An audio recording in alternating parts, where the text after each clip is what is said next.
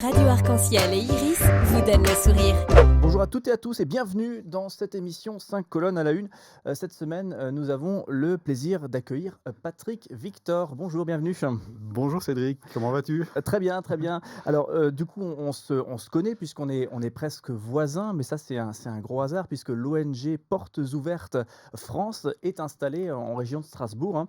Donc, on a ce point commun.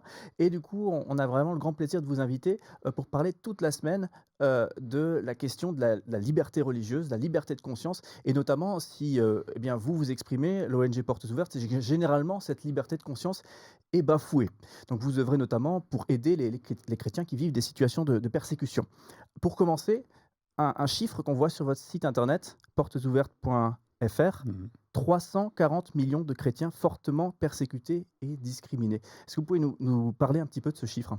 Oui, donc 340 millions de chrétiens persécutés, c'est une réalité, c'est une actualité qui est dramatique, mais qui est réelle.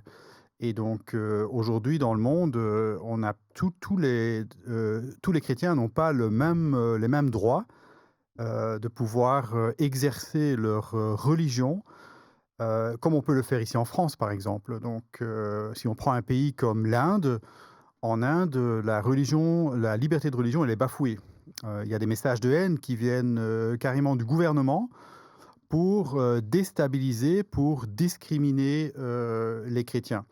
Et donc, ce que nous faisons chaque année, nous étudions sur un ensemble de plus de 60 pays la persécution au niveau de la violence et au niveau de l'impact qu'a la persécution sur la vie, sur les sphères de la vie privée. Et nous construisons donc un index mondial de persécution que je vous montre ici à l'écran et donc dans lequel nous répertorions tous les pays où les chrétiens sont persécutés. Et quand on fait l'addition de toutes ces personnes, de tous ces chrétiens, de toutes ces populations, de ces minorités dans certains pays, on arrive à ce chiffre énorme de 340 millions de chrétiens. Ça veut dire en fait un chrétien sur 6 qui est persécuté en Afrique et 2 chrétiens sur 5 sur le continent asiatique. C'est des chiffres qui sont ahurissants, hein, et j'ai la sensation, je ne sais pas si vous partagez ça, que, ici en France, en Occident d'une manière générale, on n'a pas du tout conscience, de cette réalité vécue par des gens qui essayent de vivre leur foi ailleurs dans le monde. Est-ce que vous avez cette sensation qu'on est complètement, déphasé par rapport à ça et qu'on n'a pas du tout ce chiffre en tête? Disons le rôle de Portes Ouvertes, c'est justement ici en France d'informer le public de la persécution, d'informer tous les politiques, également la presse, pour sensibiliser, mais aussi pour mobiliser ceux qui veulent s'engager à soutenir les chrétiens qui sont persécutés dans le monde. Par exemple, au Moyen-Orient, en Irak, par exemple, vous savez qu'il y avait 1 800 000 chrétiens en 1990 et aujourd'hui, il y en a à peine 180 000. Donc il y a 90% des chrétiens qui ont disparu de ce pays. Soit ils ont quitté le pays, soit ils se sont fait massacrer, notamment par Daesh. Et donc c'est vraiment une situation dramatique. Et notre rôle, c'est d'informer, c'est de sensibiliser et c'est aussi de mobiliser. C'est vrai que sans rentrer dans les détails de Mmh. géopolitique, souvent on a une très Mmh. mauvaise, conception notamment du Moyen-Orient ou des pays du Maghreb, où on s'imagine des pays musulmans exclusivement. Bien sûr, c'est une réalité, hein, sur place, Mmh. mais il y a également, une population chrétienne importante. Oui, et on peut même dire que le Moyen-Orient, c'était vraiment le berceau du christianisme. Donc après les apôtres Paul, Pierre et d'autres, on a vu, dans les premiers siècles de notre ère, que le christianisme s'est développé en Égypte, s'est développé en Syrie, dans la Turquie actuelle, même en Perse, en Iran et donc en Arabie saoudite aussi. Et donc c'est au VIe siècle que la religion, musulmane a été, développée et pendant plusieurs siècles, il y a eu ce conflit entre les musulmans et les chrétiens. Pas toujours un conflit armé, c'était aussi un conflit, en termes de pouvoir, dans l'économie, dans le commerce, dans les arts. Et donc, finalement, ce qui s'est passé, c'est parce que les chrétiens à l'époque étaient fort divisés. Il y avait la religion d'Orient, il y avait le christianisme d'Orient, il y avait le christianisme de Rome, il y avait le christianisme de Byzance. Et tout cela a créé des conflits Et évidemment, lorsque nous sommes divisés, et c'est encore aujourd'hui, le cas, lorsqu'une maison est divisée, eh bien, elle ne peut pas bien se développer. C'est exactement ce qui s'est passé dans le Moyen-Orient à l'époque. Et c'est aujourd'hui, malheureusement, le Moyen-Orient est une région où les chrétiens se trouvent dans une minorité et sont considérés comme des citoyens de seconde classe. Alors justement, on va entrer un petit peu dans les détails de ces pays, il fait pas bon vivre, être chrétien et au contraire, hein, donc d'ailleurs vous nuancez, hein, 2 types de persécutions, Mmh. la persécution dite marteau et celle qui est dite étau. Mmh. Est-ce que vous pouvez nous décrypter, pour nous aussi là justement ces Mmh. termes-là? Mmh. Quel type de discrimination et de persécution vivent, ces Mmh. chrétiens? Quand on entend le mot persécution, on pense tout de suite à la violence, au meurtre, au crime, au viol aussi, malheureusement, aux églises qui sont détruites ou qui sont abattues. Et ça, c'est vraiment un aspect très important de la persécution. Mais ce n'est pas tout.